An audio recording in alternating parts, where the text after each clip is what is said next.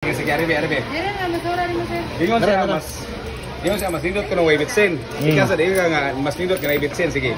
Nganong nindot man na ibitsin? Templado magod mo rin na magod mi dire nga. Ikate. Bukog sa tawo. Magkano sa bukog sa tao.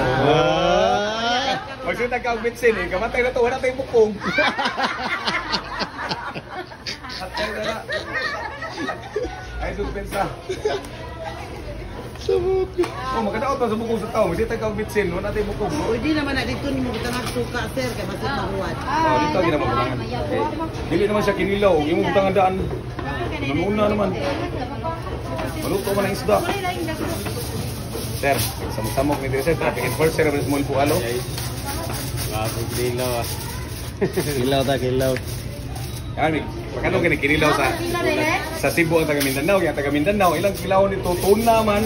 Kaya to ang may isda man, ang may isda po yung 300 yung kilo. Nasyak siya. Siya ko kay ang 300 tag 50. Bayad. Lito man. Wala pa na bayad. Ang panabi niya to. Tama te. Kailan imong ganahan nga bayad na pagkay?